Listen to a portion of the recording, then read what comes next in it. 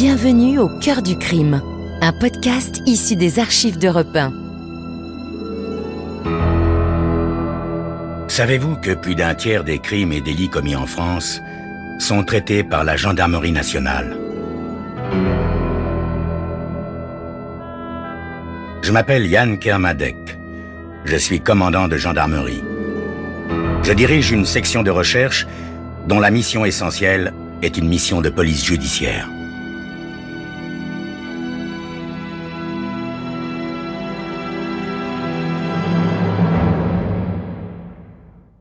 L'histoire que je vais vous raconter est une histoire vraie. Tous les faits sont réels et se sont déroulés en France. Seuls, les noms des personnes et des lieux ont été changés.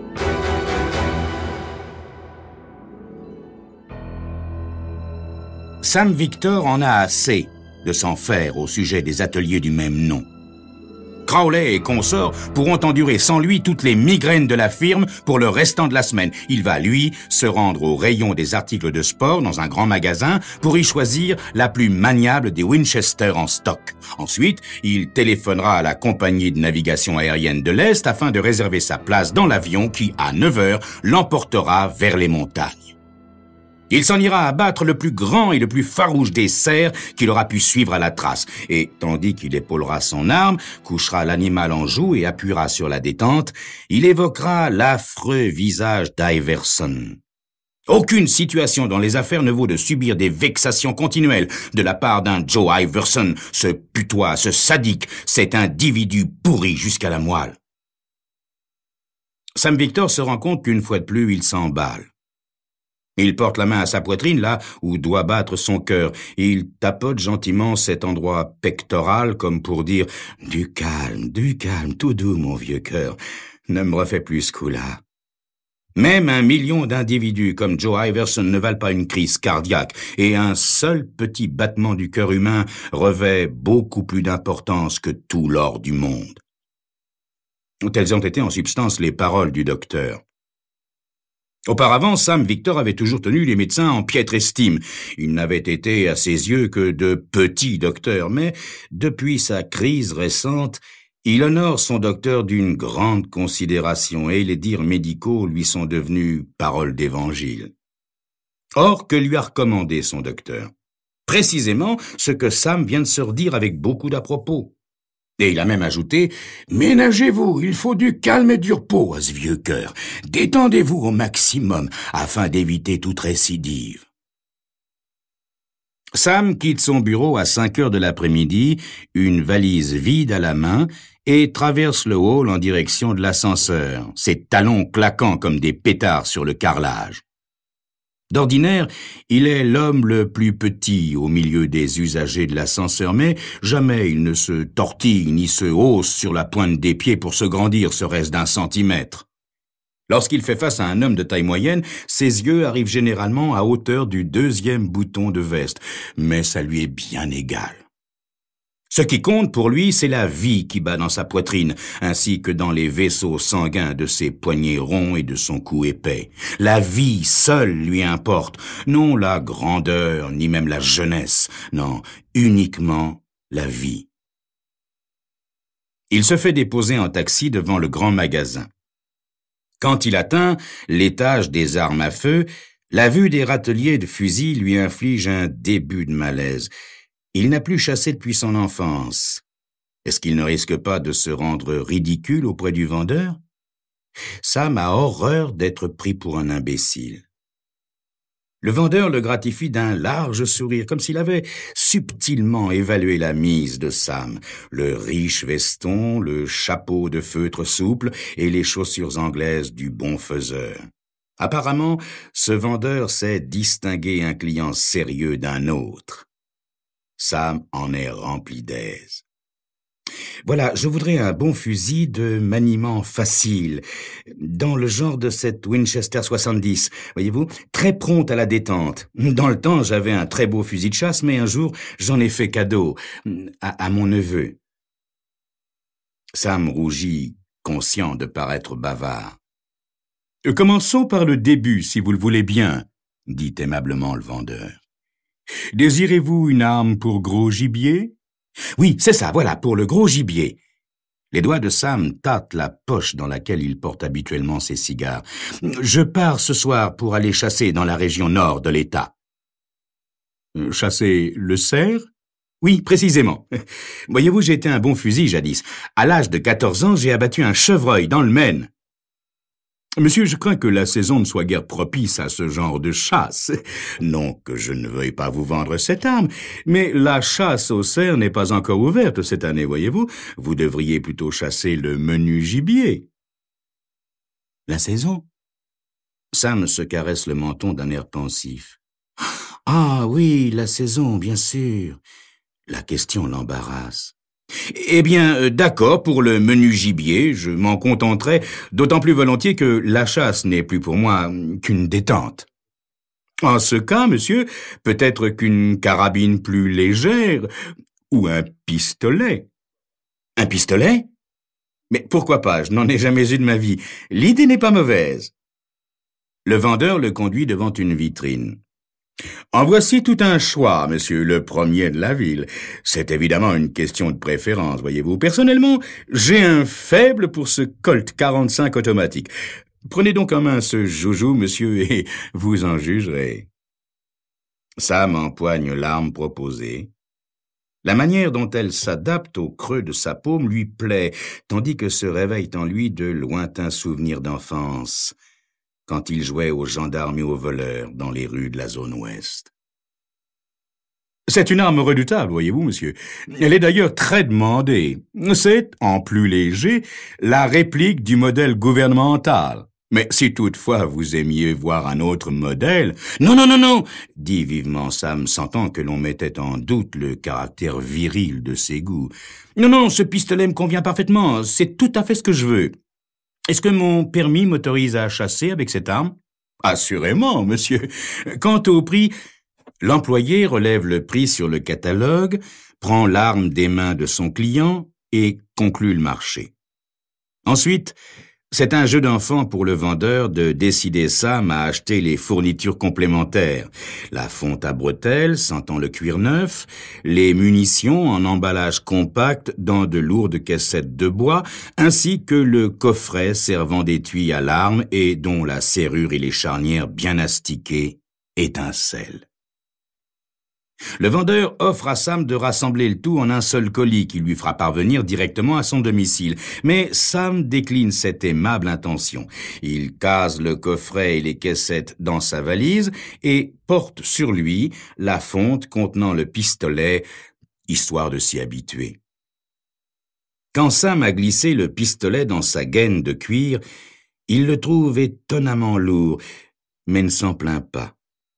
Redescendu au rez-de-chaussée, il arbore déjà un air plein d'assurance mêlé d'orgueil. Aussi, sa réaction première est-elle un sourire flatté lorsque l'inspecteur du magasin l'appelle par son nom. « Monsieur Victor ?» ?»« Oui, c'est moi. »« On vous demande au téléphone, monsieur. La communication est branchée au rayon des vêtements de sport. Par ici, je vous prie. »« Au téléphone ?» fait Sam, sillant des yeux. Eh oui, pas de doute. C'est bien lui, Sam Victor, que l'on demande au téléphone. Mais qui peut donc avoir besoin de le contacter de façon si urgente?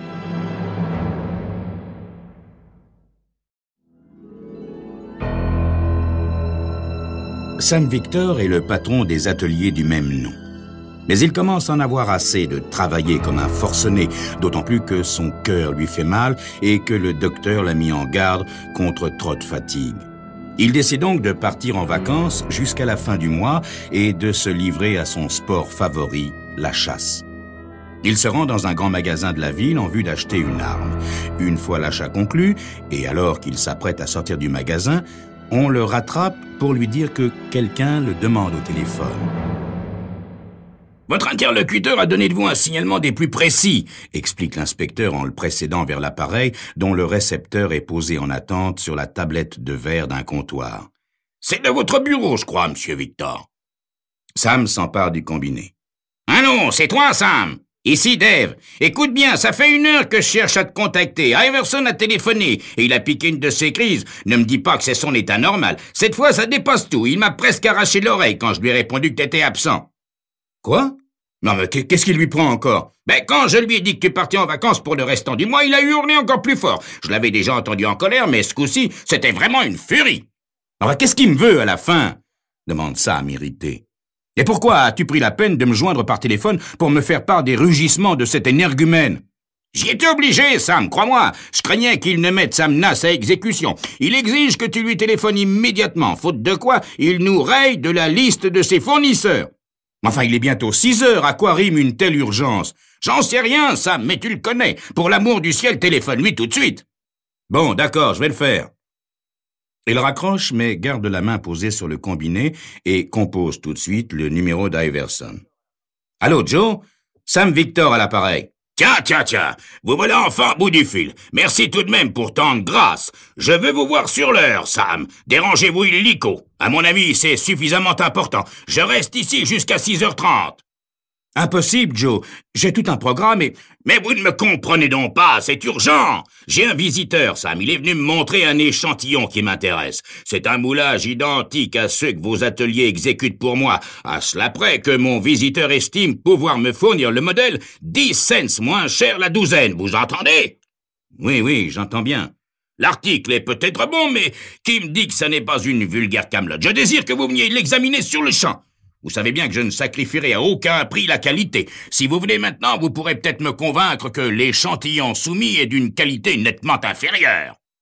Mais voyons, Joe, nous traitons ensemble depuis 7 ans et... Oui, Sam, bien sûr, et chaque année vos prix augmentent. Le fournisseur qui est là trouve que je paie beaucoup trop cher. Venez pendant qu'il est encore là. Très bien, Joe.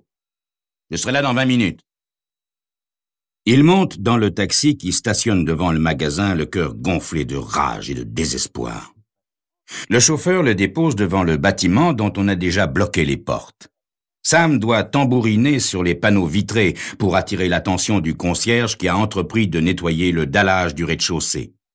Ce travailleur du soir ouvre à Sam en grommelant mais consent à l'accompagner pour mettre en marche l'ascenseur. La porte à glissière s'ouvre au 4e étage et Sam sort de la cabine. Un homme qui se hâte vers l'ascenseur s'arrête pile quand son regard rencontre celui de Sam. Il a les mains enfoncées dans les poches de son lourd veston râpé. « Rez-de-chaussée » lui demande le concierge liftier. De brèves contractions tiraillent la bouche de l'inconnu qui, renonçant à l'ascenseur, se rue soudain vers la porte marquée sortie. « En v'là, piqué !» râle le concierge. « Oui, son comportement est bizarre en tout cas, dit Sam. Vous le connaissez? » « Non, pour sûr, il n'est pas de la maison. Je vais aller faire un tour en bas. » Sam approuve d'un signe de tête et enfile le couloir au moment où la cabine d'ascenseur amorce sa redescente. Il s'attend à percevoir les rumeurs de conversation entretenues dans le bureau de Joe Iverson, mais il règne un silence total. La porte marquée « Plastic Iverson » est entr'ouverte. Sam entre sans frapper, pousse le portillon qui livre accès au bureau proprement dit et longe le long couloir menant au bureau directorial. « Joe, vous êtes là ?» Dès le seuil, une autre anomalie le frappe. Le store vénitien de la fenêtre pend tout de travers. Il constate ensuite que le fauteuil pivotant d'Iverson est vide. Son regard s'étant lentement abaissé, il voit dépasser les 2 pieds immobiles d'un corps étendu. L'espace d'un instant, Sam se perd en conjectures au sujet de sa découverte et craint pour l'efficacité de ses propres ventricules sous l'empire d'une vive émotion. Après quoi, ménageant son vieux cœur défaillant, il ose envisager que son bourreau est mort. Mais lorsqu'il se penche sur le corps inanimé, il entend le souffle régulier de la respiration et sait que Joe Iverson vivra pour exhaler sa rage écumante d'avoir été victime d'une agression.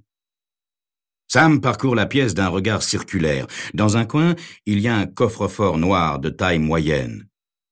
La porte en est béante. Iverson gardait toujours beaucoup de liquidité. Il vient d'en subir les conséquences.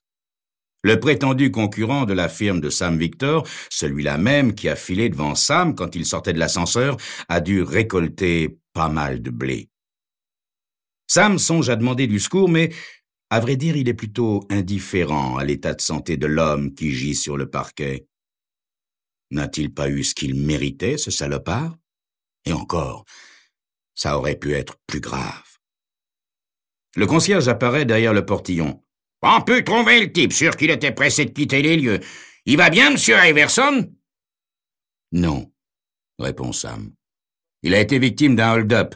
Vous feriez bien d'appeler la police. » Le concierge bat des paupières et ravale péniblement sa salive. « Eh bien, qu'attendez-vous? Allez-y! On y va, monsieur. » À pas lents, Sam retourne dans le bureau d'Iverson. Ses tempes battent sous la tension cérébrale, car une idée germe dans son esprit. Une idée si formidable et si alarmante, mais en même temps si agréablement douce à son cœur. Elle lui est venue à l'esprit quand il a découvert Iverson plongé dans l'inconscience, à cette minute même où, partagé entre l'espoir et le doute, il avait senti une joie immense monter en lui à la pensée qu'Iverson avait rendu son âme au diable. Ce ne serait certainement pas une lourde perte pour le genre humain. Cela n'empêcherait pas la Terre de tourner, ni le monde de connaître des jours heureux. La société des plastiques Iverson demeurerait sa clientèle et les rapports commerciaux entre les deux firmes se poursuivraient avec les successeurs de Joe.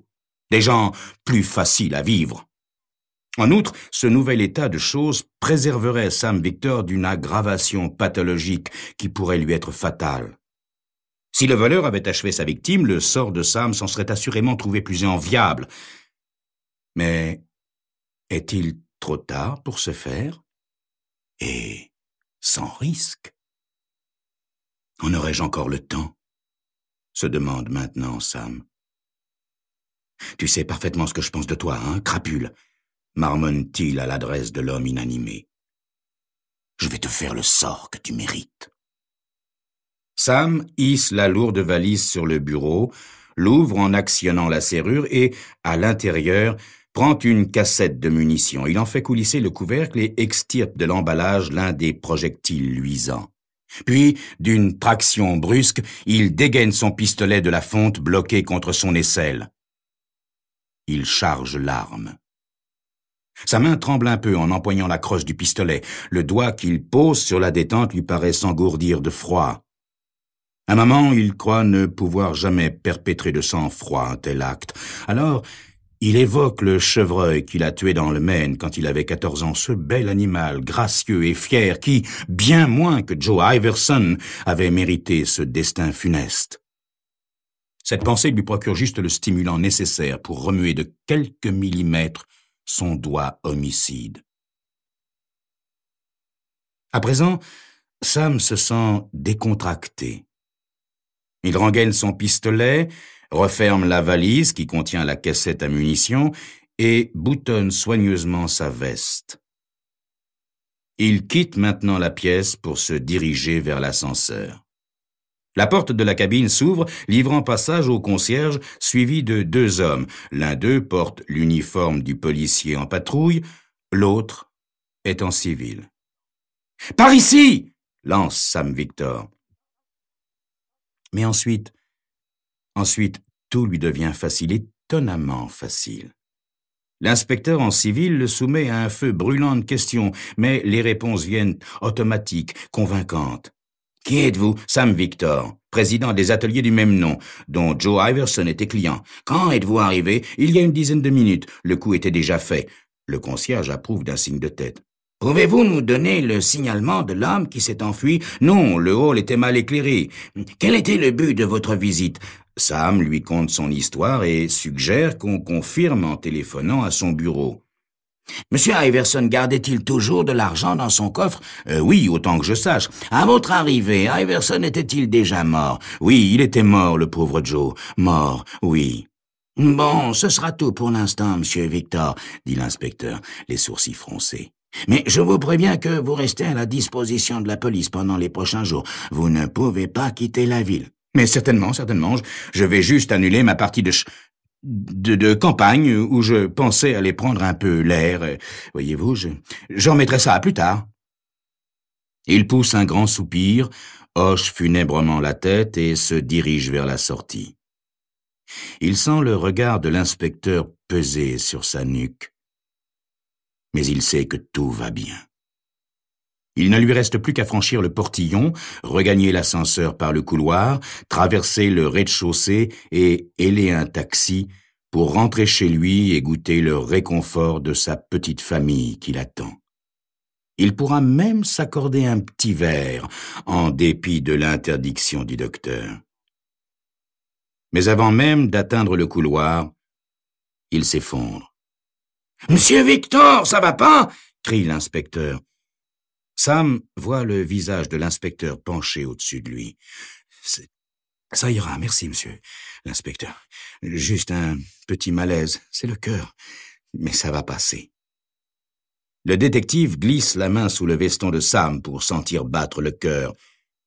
Et Sam se souvient, mais trop tard, qu'il a rendu inaccessible l'emplacement de son cœur en le cachant sous une gaine de cuir tout neuf, qui abrite elle-même l'acier luisant d'un pistolet dont le canon encore chaud se révèle terriblement accusateur.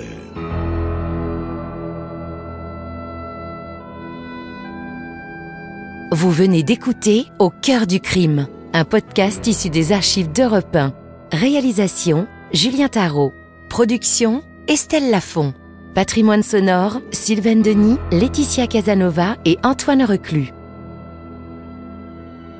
Au cœur du crime est disponible sur le site et l'appli Europe 1. Écoutez aussi l'épisode suivant en vous abonnant gratuitement sur votre plateforme d'écoute.